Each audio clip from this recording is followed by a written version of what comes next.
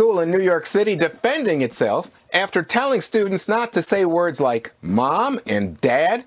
Apparently they think it could be offensive. It's all part of a new inclusive language directory that includes suggestions like this. Instead of mom and dad, say grown-ups, folks, or family. And Merry Christmas becomes Happy Holidays or Have a Nice Break. The head of the school responding to criticism.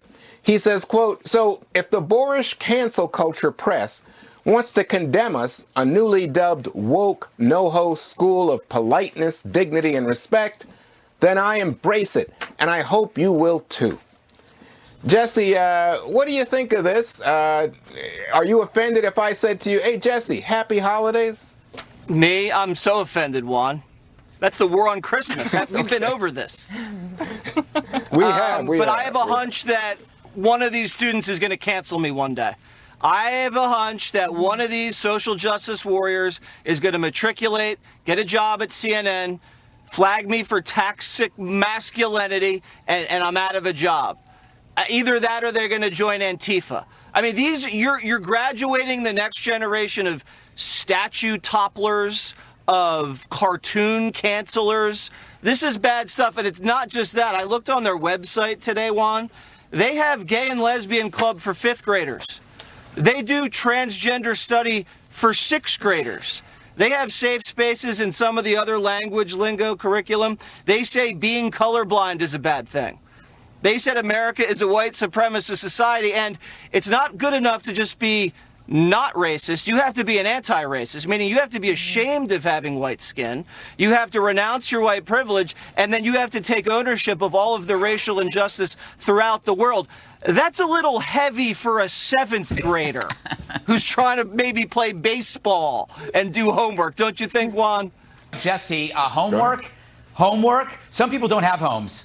How dare you? How dare you expect people to do homework? You know, you're right. The bigger question here is, why is wokeism everywhere? And there's like 5 answers to that. 1, it's decentralized, right? There's no head to this snake, so it just pops up everywhere. 2, it terrifies corporations and people in positions of power because they don't know how to stop it, so they just roll over. 3, there's a low barrier to entry. You don't have to be smart to operate in woke culture. You just have to parrot something you already heard. That's why so many stupid people are drawn to it. 3 or 4, it's press friendly, meaning that the media can fashion any kind of story out of social justice, and a 24-year-old untalented blogger can wield power that he never had before in his life. A 24-year-old mediocre blogger can cancel out a published author in his 70s just because the guy's old and said something stupid. And finally, speaking of old, there's a missing older generation who would rather ride off into the sunset than to define our rights of speech. That's the sad part.